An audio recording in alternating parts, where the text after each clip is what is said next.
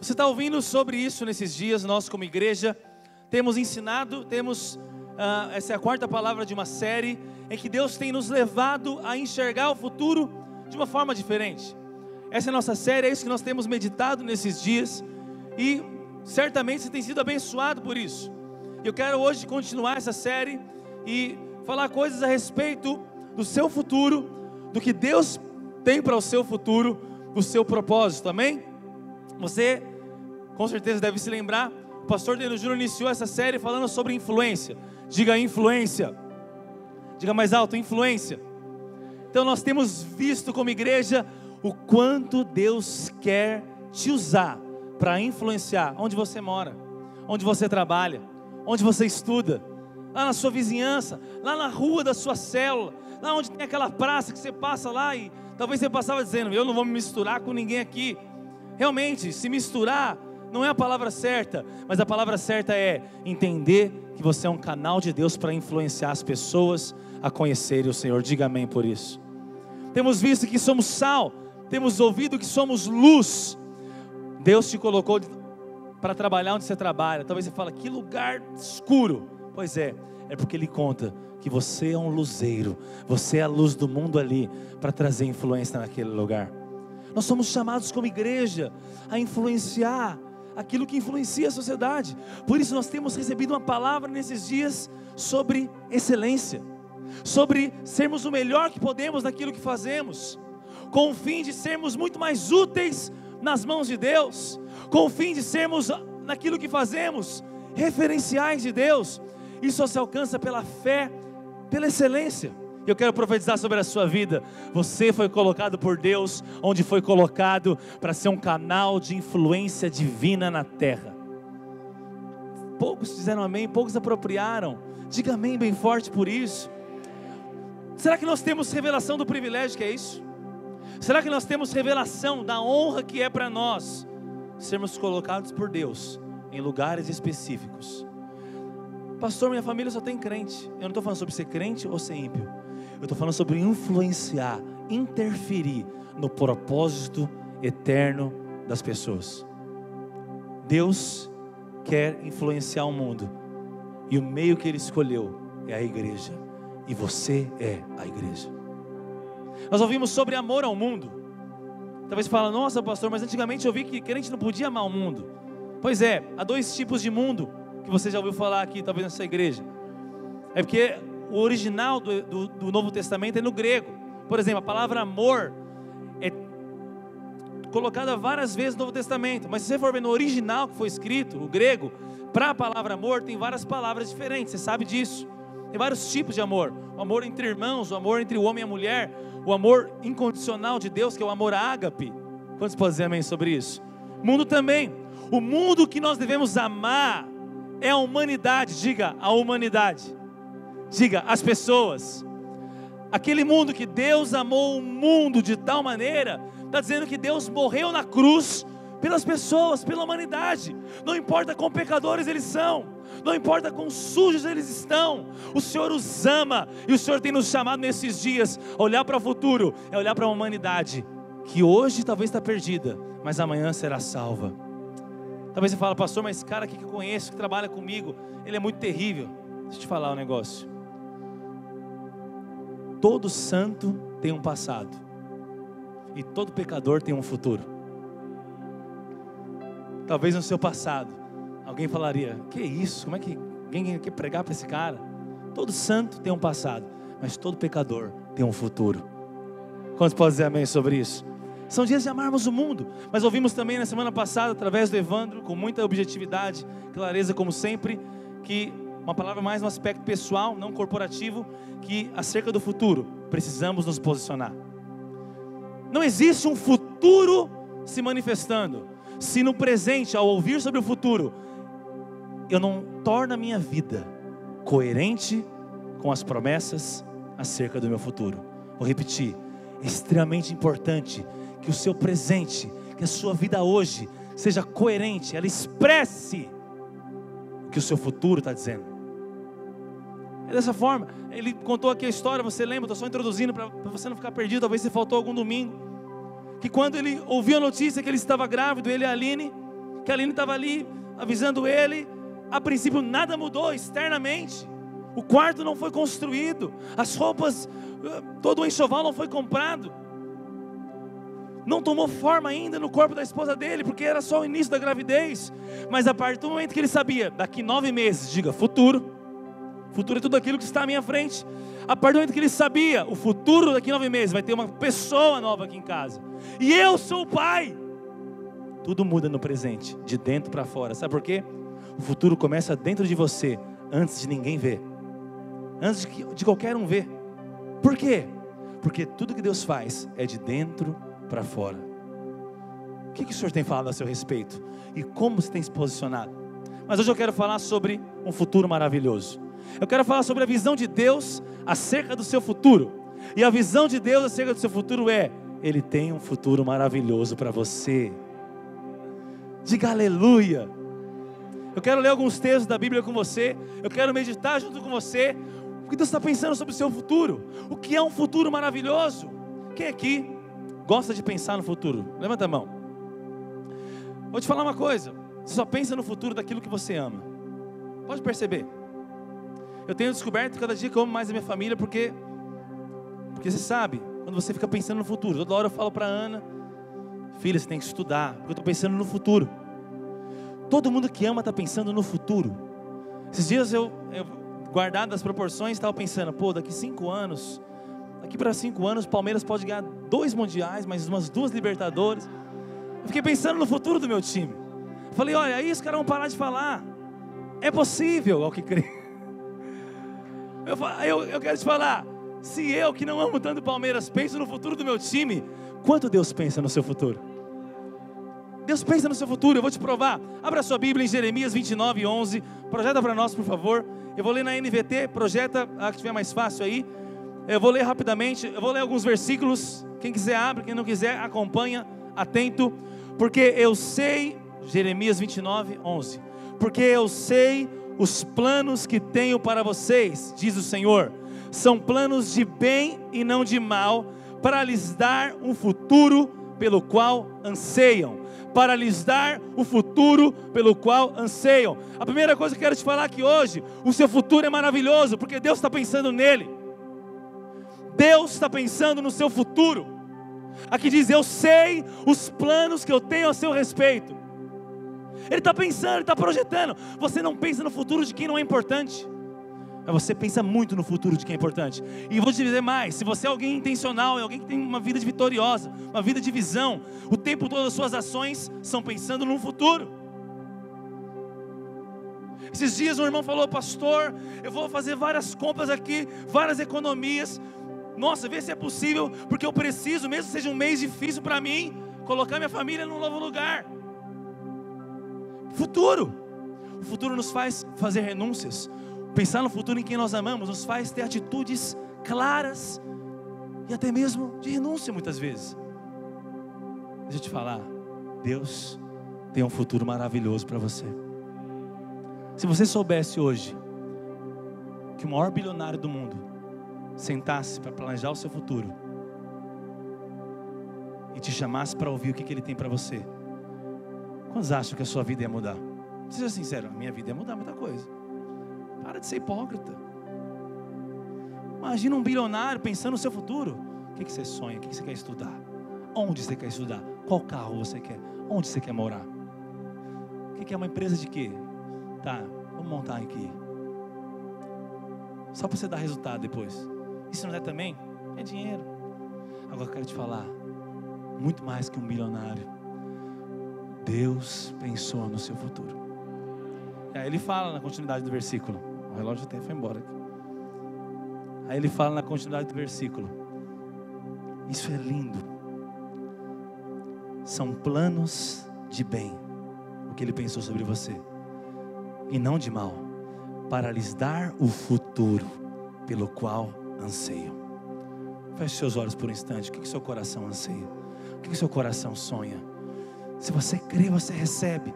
Tudo é possível ao que crê, não ao que ouve, ou ao que entende, ou que sabe. É ao que crê. Tem coisas que você sabe, mas você não crê. Tem coisa que você já ouviu aqui, mas você não creu ainda. Mas o Senhor quer te levar nessa noite a entender: o Senhor tem um futuro maravilhoso para mim. Ele quer realizar sonhos, desejos do meu coração, segundo o seu propósito. Quantos podem dizer amém sobre isso? Você sabe, futuro é algo muito importante. Há vários versículos na Bíblia que falam sobre isso. Há vários textos que nos mostram isso. Durante a palavra eu quero falar um pouco sobre você com isso. Quero compartilhar um pouco sobre você com isso. Mas eu quero que você tenha muito claro: Deus sempre cumpre o que Ele promete. Claro, é necessário você crer. E a primeira coisa que eu quero te falar dentro disso, que depois que eu te disse que Deus tem um futuro maravilhoso, é que você não pode se contentar em saber algumas coisas. Todos sabem já aqui nessa igreja que você é a justiça de Deus em Cristo. Todos sabem, em outras palavras, que você é justo já. Mas poucos conseguem ter uma consciência completa de perdão, que ele é amado. Vira e mexe, ele está acusado. Ele não consegue adorar, não consegue louvar, ele fica culpado, ele acha que vai enfrentar um desafio. Deus não vai ser com ele, porque ele não fez tudo certo. É porque ele sabe que é justo, mas não crê ainda. Quer uma coisa prática? Quem é que sabe que Coca-Cola faz mal para a sua saúde? Levanta a mão bem alto. Quem sabe que Coca-Cola faz mal? Pois é. Agora, quem realmente não toma de forma alguma refrigerante? Levanta a mão bem alto. Olha só, posso arriscar sem medo: 10% dos que sabem, creem. Quem não está tomando? Quem crê. Quem está tomando ainda? Quem sabe. Sabe que faz mal, mas ainda não crê.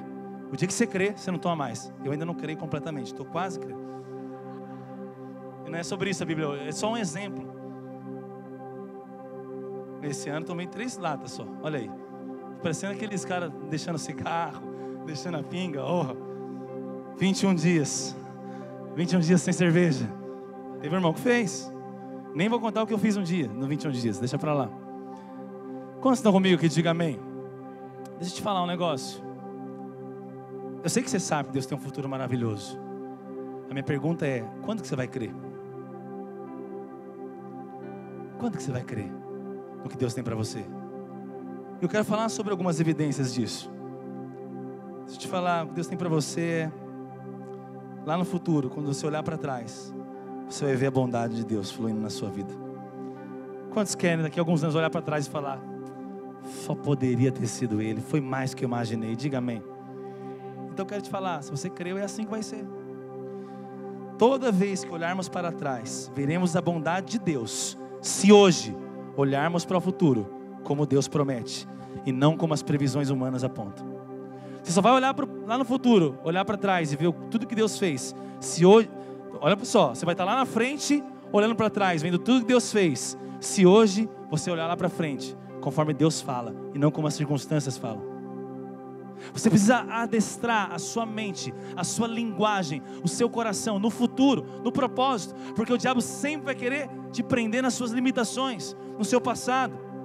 Então, deixa eu te falar uma coisa, você precisa crer nisso. Saber e não crer é a mesma coisa que não saber. Pode ver, alguém que não sabe que Coca-Cola faz mal para a saúde, está bebendo igual você que sabe. Porque saber e não crer é a mesma coisa que não saber. Não muda nada, o estilo de vida é o mesmo. O que sabe e o que não sabe fazem a mesma coisa, mas o que crê é diferente. E é assim com as promessas de Deus. Muitos sabem. Você ouve todos os domingos algumas coisas, mas alguns têm vivido. Porque tudo é possível ao que crê. Jesus não pode crer pelas pessoas. Ele falava: a tua fé te curou, a tua fé te salvou, a tua fé. Eu não posso crer por você. O que eu posso fazer é o que eu estou fazendo. Porque a fé vem pelo ouvir, e o ouvir da palavra de Cristo. Eu posso pregar, e você pode crer ou não. Quantos querem crer mais na palavra de Deus? Diga amém. Cara, Deus quer te levar a novos níveis. Deus quer te levar a crer de fato em tudo que Ele prometeu para você. Se Ele está interessado no seu futuro, por que você não vai deixar Ele afetar o seu futuro? Eu vou te mostrar como é importante a sua visão de futuro. Diga, futuro. Não sei se você sabe, mas isso eu estava lendo uma vez. Há uma diferença entre a maneira de enxergar o futuro no mundo ocidental e a maneira de enxergar o futuro do mundo oriental. Você não sabe? Você pode dividir o mundo entre Ocidente e Oriente. Então, Ásia, aqueles países, aqueles olhinhos. Então, para quem talvez não está muito habituado a esses termos, então um lado do mundo oriental, outro ocidental. Você sabe? eu estava lendo e a visão de futuro, de forma geral, mas não generalizando, no Ocidente o futuro é hoje, é uma vida só. A visão que eles têm do porvir, do futuro, é o seguinte, é uma vida só. Sobretudo muito influenciado pelo cristianismo, no tocante a não tem reencarnação. Então a produtividade, a vida, os sonhos, é hoje, é hoje, é hoje. Tanto é que aquilo que impulsionou o capitalismo está ligado ao Ocidente no mundo. Mas no Oriente a visão é, sobretudo, influenciada pelas religiões, reencarnações, várias vidas. Então, qual que é o resultado prático? Alguém acelerado, fazendo tudo, ansioso, e o outro lado.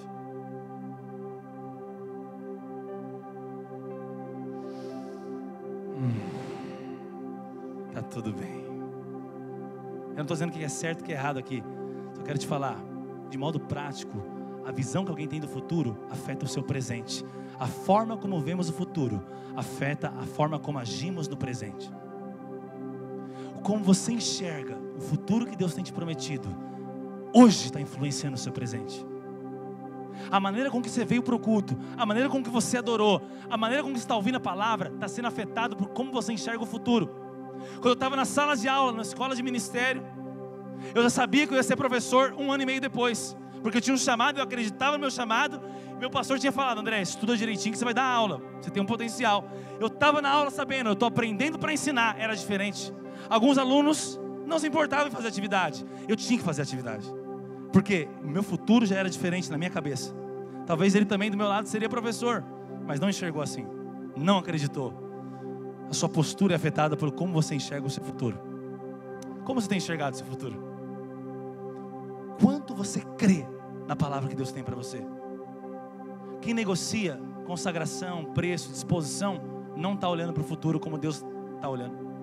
Ele está sobrevivendo, ele está se mantendo tudo bem com as pessoas que o amam, mas ele nunca vai além. Ele vai só ficar vendo as pessoas passando ele, e vai ainda botar a culpa nos outros. Por quê? Porque não tem uma visão do futuro coerente com a visão de Deus. Não tem.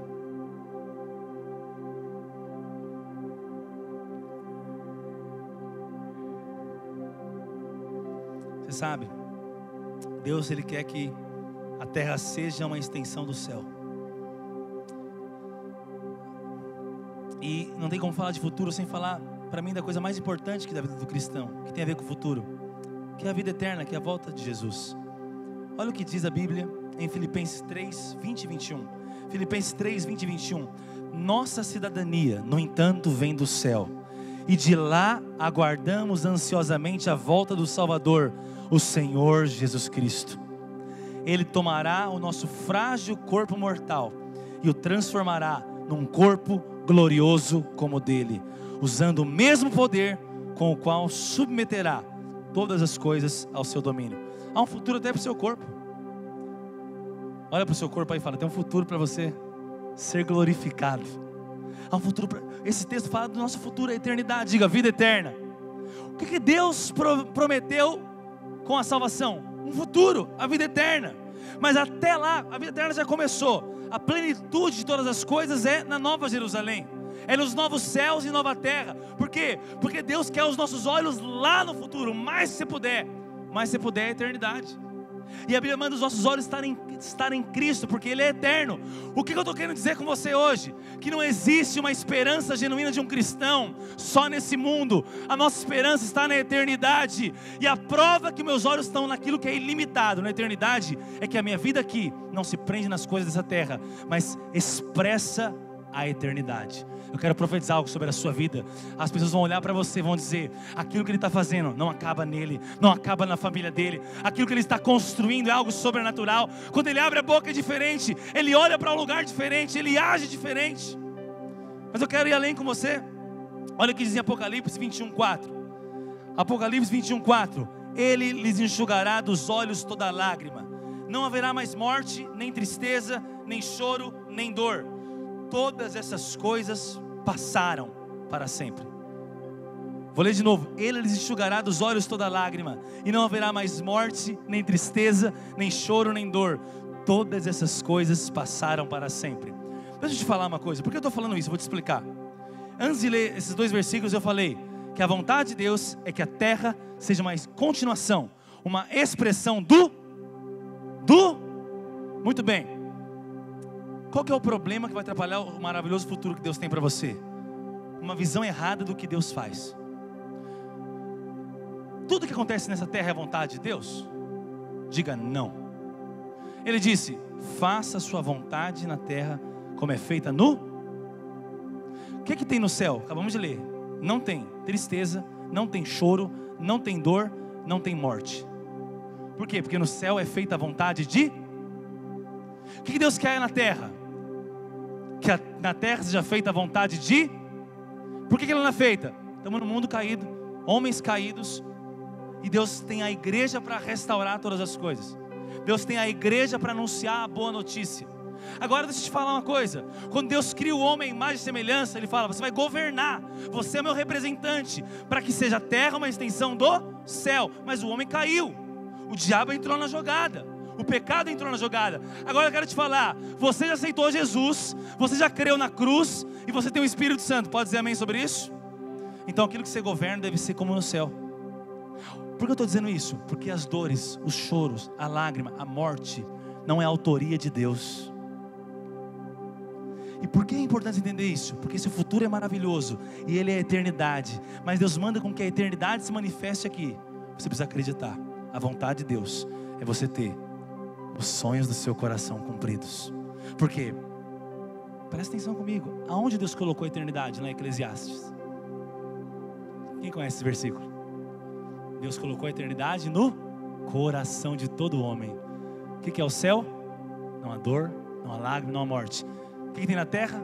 Desgraça, problema. O que Deus quer? Que você só espere o céu vir? Não. Que você traga o céu hoje. Que você experimente do céu hoje. Deus tem falado no meu coração: André, eu sempre quero curar, eu sempre quero salvar, eu sempre quero transformar. Porque tudo é possível que crê. A Bíblia diz: tudo é possível que crê. Nós temos medo da incredulidade do nosso próprio coração. E nós queremos achar conceitos teológicos para maquiar a incredulidade do nosso coração. Mas o que Deus quer nos levar nesses dias, porque o futuro de Deus é maravilhoso, é manifestar os céus na terra, com os milagres, com os sinais, com o poder. O futuro é maravilhoso para você. Quantos podem dizer amém? Isso é uma verdade poderosa. E o Senhor pensa assim de você. Deus pensa assim de você. Ele quer te levar nesses dias a isso. Mas pastor, como que eu tenho um futuro maravilhoso? Nós temos ensinado que tudo é pela graça de Deus. Mas nunca se esqueça, a graça sempre é mediante a fé. Por isso eu comecei falando sobre saber ou crer. Quero te falar, o futuro não é maravilhoso naquele que não crê. Olha que eu sério que eu vou te falar. A promessa é para o que crê. Salvação é para o que crê. Tua fé te curou, cura é para o que crê. Libertação é para o que crê. Agora, sabe qual é o maior inimigo do crer? É o saber. Você acha que já sabe, por isso você já acha que já crê. Mas o contrário de fé não é dúvida. Por isso às vezes a gente acha que a nossa dúvida é fé. Vou te explicar isso. O mundo, a incredulidade, sabe qual é o contrário de incredulidade? É medo, não é dúvida. O contrário de fé é medo. Dúvida não é o contrário da fé. Dúvida está mais perto da fé do que você imagina. Por quê? Eu acho que vai dar certo. Eu acho que o futuro do meu filho vai ser bom. Eu acho que meu casamento vai ser salvo. Eu acho que a conferência vai lotar. Eu acho isso. Eu acho aquilo. Eu acho que a célula vai multiplicar. Eu acho que vai dar para pagar as contas esse mês. Você não crê, você duvida. Porque fé é certeza. Não pode ter dúvida. Por isso é sobre fé. Senhor, ajuda-nos na nossa pequena fé. É a oração. Tudo é possível ao que crê. Quem crê? Se você crê, tudo é possível. Se você não crê, não é possível. Não é maravilhoso o futuro do que não crê. Olha que dilema. Mas sabe por que você está aqui? Porque você é daqueles que creu. Se você creu uma vez para a salvação, Ele começou a boa obra. Que obra? A obra de aperfeiçoar a sua fé. Se Ele começou a boa obra de você crer para ser salvo, crer no amor de Deus, Ele está aperfeiçoando a sua fé. E cada dia mais, eu estava aqui Estava aqui orando e o Senhor me deu claramente isso: André, vocês vão levantar os paralíticos, vão curar os cegos, vão levantar os mortos. Mas quando nós vamos crer, de fato, tudo é possível. Eu não posso crer por ninguém, eu posso expressar a fé. Se crer, acontece. Em 2 Pedro, capítulo 1, versículo 11, fala que, embora a nossa esperança deve estar na eternidade, irmãos, eu estava falando aqui, 2 Pedro 1, 11. Embora nosso coração deve estar na eternidade, a maneira que nós vamos entrar na eternidade depende de como nós cremos aqui. O futuro é maravilhoso, na eternidade é para todos, diga amém por isso. Mas olha que interessante: e assim vocês estarão ricamente providos quando entrarem no reino eterno do nosso Senhor e Salvador Jesus Cristo. Algumas versões diz, vão entrar com honra. Quantos querem entrar na eternidade afora? Diga aleluia bem forte. Agora, alguns vão entrar, alguns que estão aqui vão entrar com honra, ricamente providos. Outros vão entrar empurrado.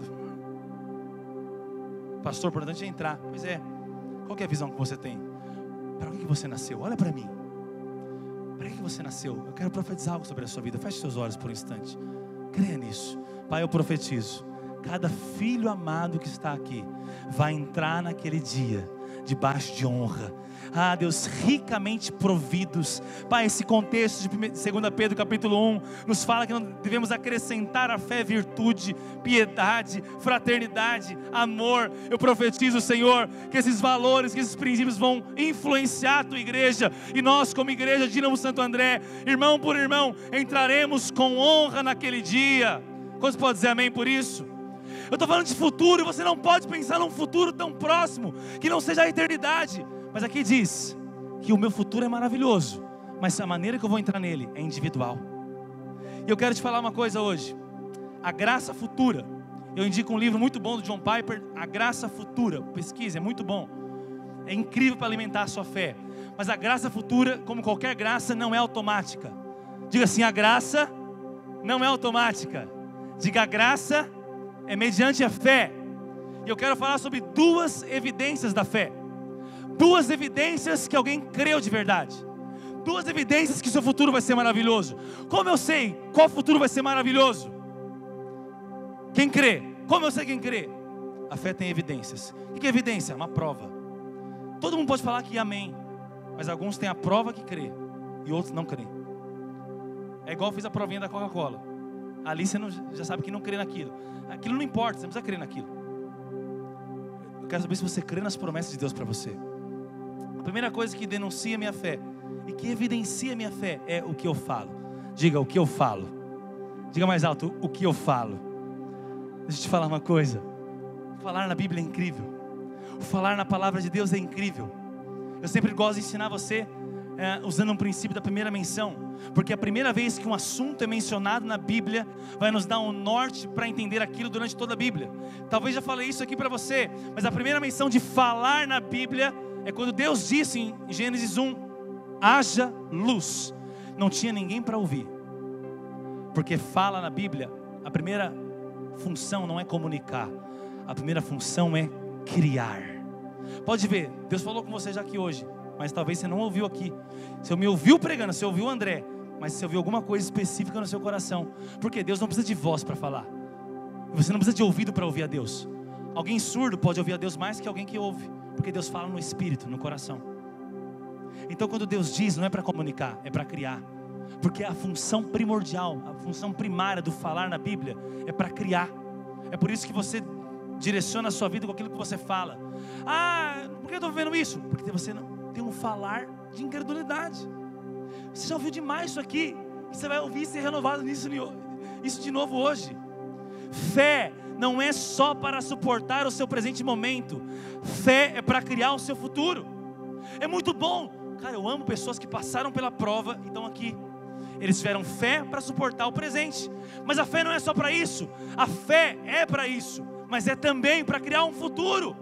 Senão você vive só de socorro em socorro, de urgência em urgência, de conta-gotas em conta-gotas, porque a sua fé funciona para suportar o presente. Glória a Deus pela sua vida.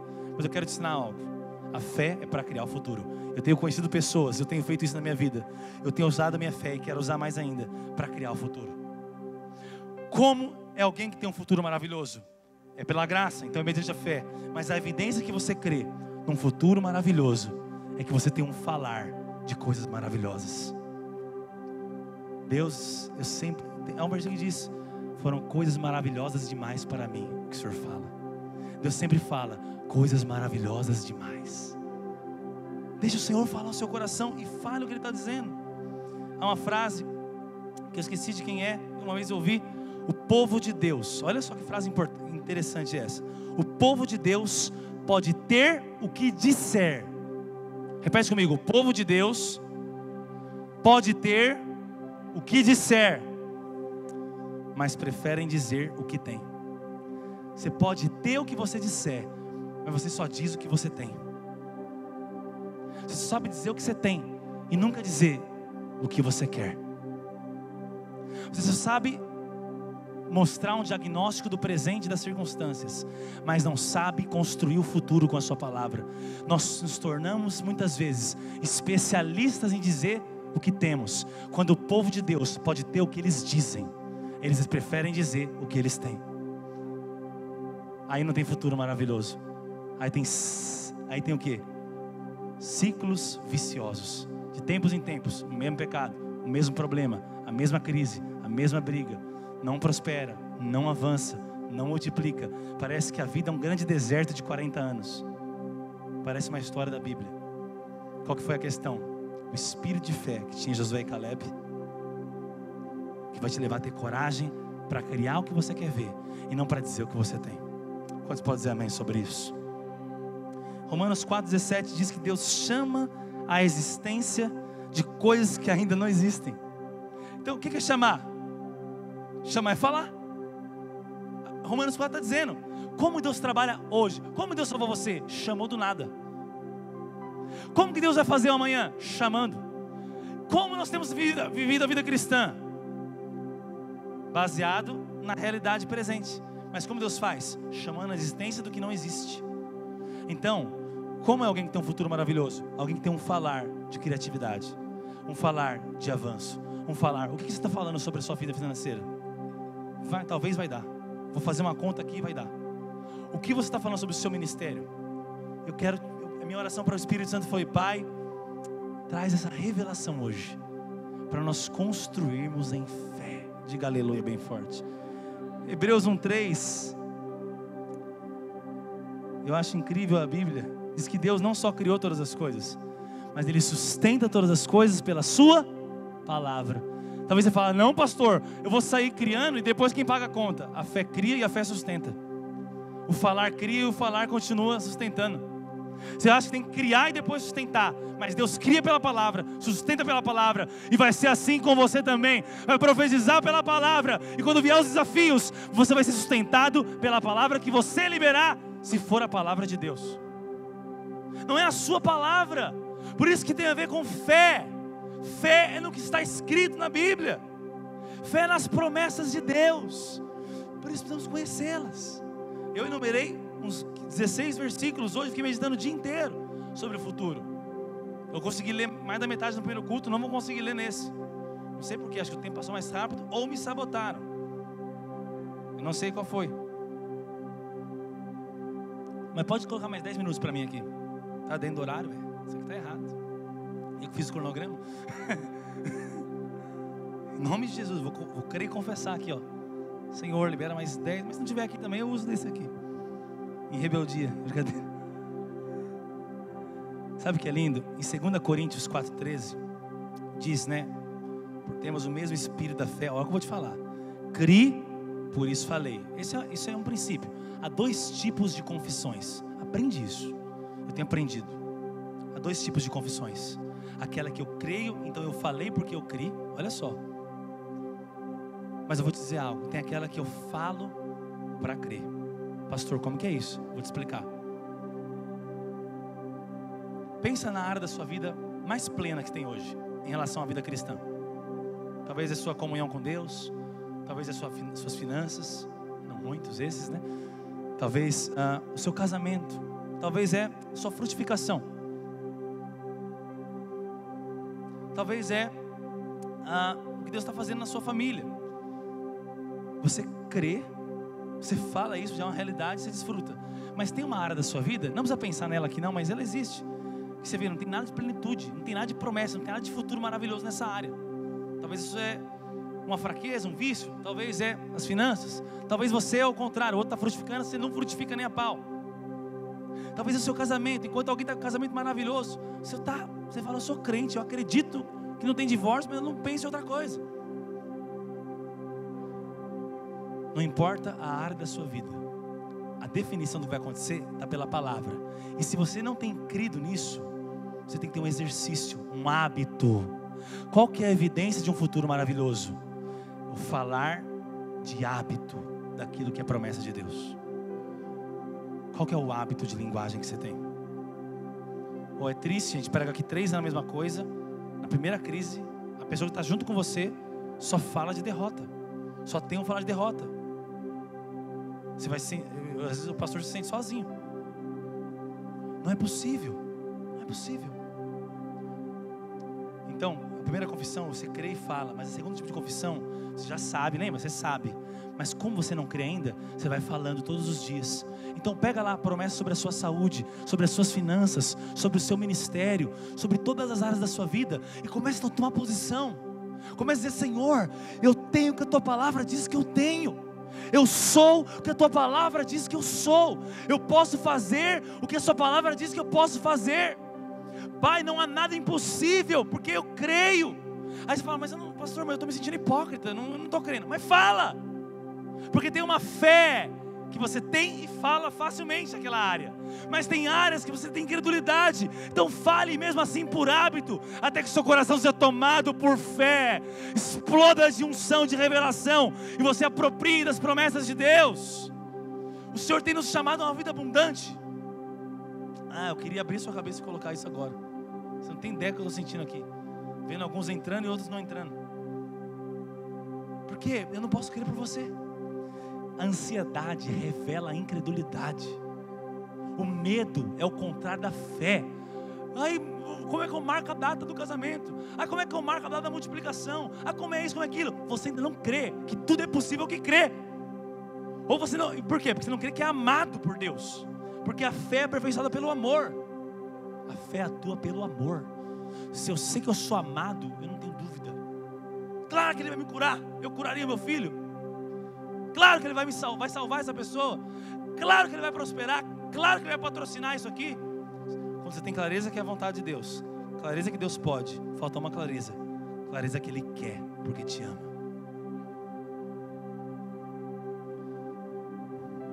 Quantos creem, diga amém. Tem um hábito de confissão. Confesse até crer completamente. Anota isso. Coloca assim, eu vou confessar. Fala assim comigo, eu vou confessar. Diga, eu vou falar o que Deus fala a meu respeito. E vou ver o que Deus tem me prometido. Pastor, então eu preciso ajudar Deus a cumprir a promessa? Não. Mas é cooperar, crendo e falando. A segunda evidência, além do seu falar, é como você se posiciona. Diga, minha posição. Então, a primeira tem a ver com aquilo que eu falo. A segunda tem a ver com como eu ajo. Quem disse que na graça não é importante a minha conduta? Quem disse que não é importante o meu comportamento? Quem disse que não é importante a minha postura? Ei, quando se fala de um futuro maravilhoso, se você creu, a evidência que você... A fé é a certeza. Vamos supor. Vem aqui, Richard, rapidamente. Não vou fazer você passar vergonha não, fica tranquilo. Vira aqui e levanta a camiseta, brincadeira.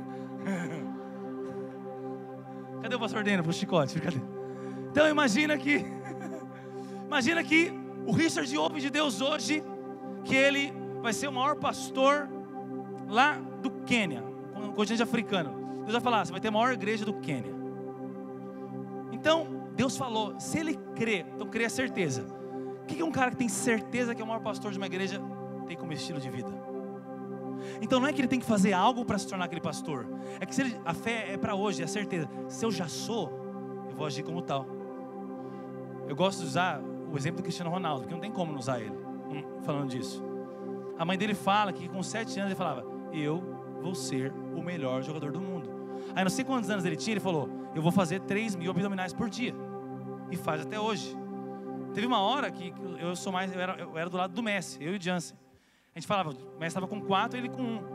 Falei, o cara está mais velho, 3 anos mais velho. Com 3 bolas de ouro a menos, é certeza que nunca vai alcançar o Messi. Mas ele falou, eu sou o melhor do mundo. Não é que eu quero ser. O Neymar, ele sabe que é o melhor do mundo, mas não crê. O Cristiano Ronaldo não sabe, mas crê. Por quê? Porque talvez ele pensou, o que o melhor do mundo faz? Que hora que ele acorda? O que ele come?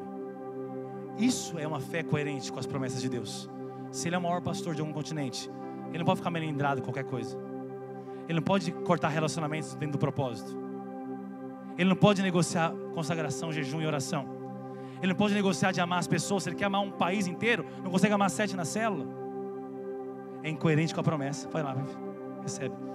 Então, deixa eu te falar uma coisa. Então, qual a diferença entre saber e crer? É o presente. Qual que é o sinal do futuro? É o presente. Pastor, agora é lei. Não, não é lei, é coerência com a fé. É fé, eu já sou. Eu não estou fazendo para me tornar. Ei, eu já sou. Não está pesado, eu não preciso tirar algo de Deus, mas eu tomo posse, é uma identidade. O que Deus falou a seu respeito? Que tipo de família Ele falou que é a sua? Que tipo de finanças você tem, a sua família? Sabe o que é posicionar? A primeira coisa que alguém, além do hábito de falar, a primeira posição de alguém que está indo para o futuro maravilhoso é, ele queimou o passado. 2 Coríntios 5,17. Vocês não colocaram aqui, sacanagem, o horário, mas eu vou ir. 2 Coríntios 5,17 diz que tudo se fez novo. Se alguém está em Cristo, nova criatura é. As coisas velhas já passaram e tudo se fez novo. Oh, deixa eu te falar, o quanto o passado é terrível, pode te atrapalhar, cara. Não tem como viver o que Deus tem para você no futuro, vivendo o tempo todo o reflexo do seu passado. Não tem jeito. Não tem jeito. Eu ouvi esses dias um pregador falando sobre esse assunto. É algo muito interessante, entre Elias e Eliseu. Elias foi o maior profeta do Velho Testamento, incrível. Eliseu, seu discípulo e sucessor. Mas Eliseu não foi sempre assim. Nem sempre foi sucessor. Eliseu estava na casa dos seus pais. Onde ele estava? Não entendi. E ele tinha muitos bois. O que ele tinha? Não entendi. Eliseu estava na casa dos seus pais, tinha muitos bois. Mas um certo dia, diga, um certo dia. Melhor dizendo, diga, o dia certo. Era o dia certo. Elias passou e deixou sobre ele a sua capa, o seu manto. O que Elias deixou sobre Eliseu? Sua capa, o seu manto. Muito bem. O que significa capa e o manto? Vocação, chamado. O que é vocação? Futuro. Eu nasci para ser. O que é chamado? Fui chamado a ser. Sempre é futuro. O que veio sobre Eliseu? Um novo futuro. O que ele fez? Me despedi dos meus pais. Sobre esse trecho da música é sobre isso, filho. Queimei os bois lá que ele queimou. É a história de Eliseu. Por que Eliseu pôde ser sucessor de Elias e viver um novo futuro? Porque ele foi radical ao ouvir sobre o futuro, queimar o seu passado. Pedro foi o contrário. O que Jesus disse no barco para ele? Você não é mais pescador de peixe, você é pescador de homens. 3 anos depois, o que ele volta a fazer? No mesmo barco, pescar. Pedro não queimou o barco, ele tinha um lugar para ir, se não desse certo. Onde Jesus teve que ir de novo? Na praia de novo. Ele pescando, fracassando de novo. A mesma experiência 3 anos depois, só porque ele não teve a radicalidade de queimar o passado. Reflexos, traumas, abusos, medos, situações que não deram certo. Pessoas que bateram o carro e nunca mais dirigiram. Pessoas que caíram de bicicleta e nunca mais andaram. Pessoas que fecharam uma célula e nunca mais lideraram. Pessoas que tiveram uma desilusão amorosa e nunca mais amaram. Não deixe o seu passado travar o seu futuro. Pessoas que foram enganadas e nunca mais confiaram. pessoas que falharam e nunca mais acreditaram em si mesmas. Não deixe a prisão do passado atrapalhar o seu futuro. Erwin McManus diz, pastor da Mosaic: o seu passado será seu futuro, até que você tenha coragem de criar um novo futuro. Enquanto não queimamos nosso passado, entendendo que somos nova criatura, o nosso futuro sempre é um reflexo do passado. Para o seu futuro não ser um reflexo do seu passado, ele precisa ser queimado. Porque queimar na Bíblia, desde o holocausto, aponta para a completa destruição, completa anulação. Queima o seu passado. Não importa de onde você veio, não importa a sua linhagem humana, você agora é filho amado de Deus. Não importa o que fizeram com você. Qual que é a tendência das pessoas? O abusado abusa, o enganado engana, o roubado rouba. Essa conta nunca vai fechar se o Deus não aparecer e dizer: acredite, você é nova criatura. Você é. A Bíblia diz que Deus se esqueceu dos seus pecados. A santa amnésia de Deus, eu sei que alguns aí dizem outra coisa para ficar poético. Não é que Deus não consegue se lembrar. Se Deus sabe tudo que você pensa, e você pensa no passado, naquela hora Deus sabe do seu passado. A melhor tradução de Deus esquecer é: Deus não se permite lembrar. E isso é prático, porque você não vai esquecer o que fizeram com você e o seu passado. Amnésia não é histórico de internet que você apaga quando vê besteira, para ninguém ver. O computador aceita apagar, a mente não. E não permitir que afete o seu presente. Deus não permite que o seu passado afete a maneira como Ele te trata, porque Ele diz: eu tenho um futuro melhor.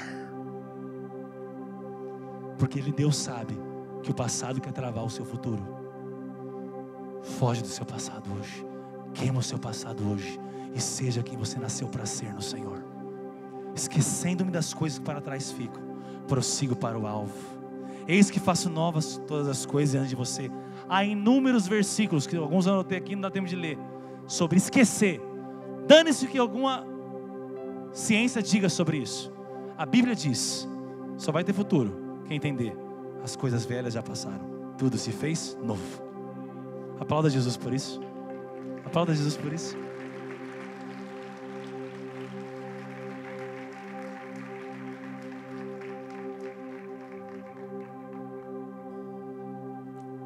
Fique de pé onde você está.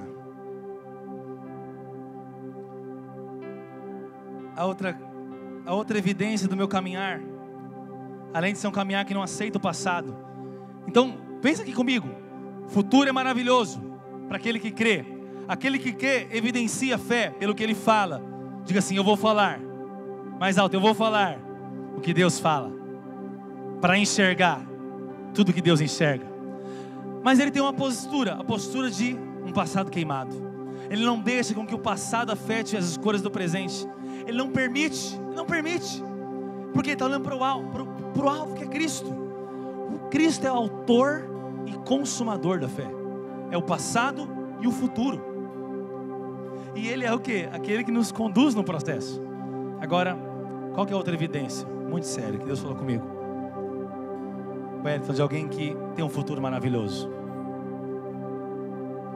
Como ele passa pelos problemas aqui no presente, que não se parecem com o futuro que Deus prometeu. Existem realidades presentes que não se parecem com as promessas eternas. Você vai olhar às vezes para a conta, vai olhar para o relatório, vai olhar para a sua vida, vai olhar para o que está no seu coração, vai falar: não parece, não parece. Eu tenho um versículo para você. A maneira como aquele que olha o futuro de uma forma maravilhosa passa pelos problemas é diferente. João 16:1, projeta para nós. 16:21. João 16:21.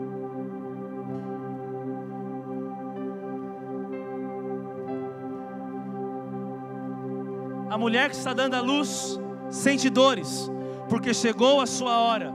Mas quando o bebê nasce, ela esquece a angústia, por causa da alegria de ter nascido no mundo um menino.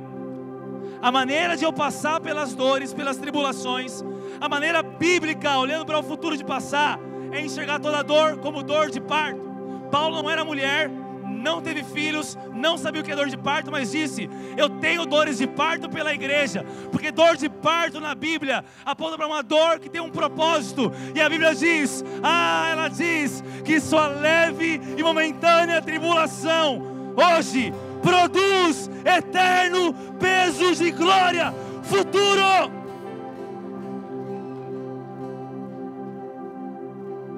A Bíblia diz que as dores presentes servem para anunciar o futuro.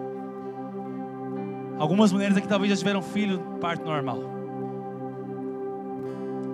Não tem sentido ter sentido sentir essa dor, a menos que saia uma criança. Você troca a dor pela alegria. Eu tenho algo para te dizer. Você vai lembrar desse versículo: ele verá o fruto do seu penoso trabalho e se alegrará. Jesus na cruz estava tendo dores de parto. Quando ele morre, a igreja nasce. Yes. Na Bíblia, com base na nova aliança, as dores são dores de parto. As dores são dores de parto. A estéril sonha em ter dores de parto. E o que não tem tribulação, olha o que eu vou dizer, deveria estar sonhando em estar tendo tribulação. Porque na nova aliança, no Novo Testamento, na Bíblia, sofrimento tem propósito. E o futuro está ligado a ele. Quanto maior a dor, maior a glória. É leve e momentâneo. Em comparação, deixa eu te falar um negócio para você. Deus não é o autor das coisas ruins que acontecem com você, mas Ele faz que todas as coisas ruins cooperem para o seu bem.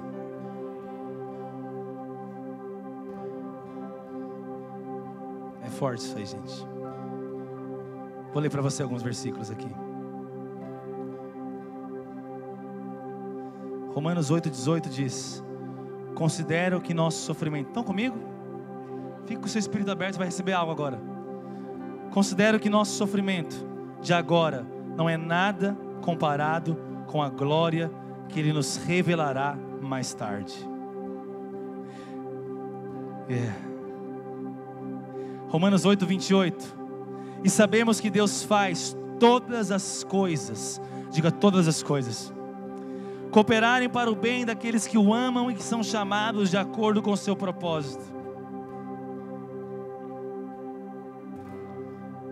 2 Coríntios 4, 18 diz: portanto, olha só, não vou ler a partir do 17. Pois estas aflições pequenas e momentâneas que agora enfrentamos produzem para nós uma glória que pesa mais que todas as angústias e durará para sempre. Portanto, não olhamos para aquilo que agora podemos ver, futuro. Em vez disso, fixamos o olhar naquilo que não se pode ver. Pois as coisas que agora vemos logo passarão, mas as que não podemos ver durarão para sempre. Aquilo que eu vejo passa, aquilo que eu não posso ver é eterno.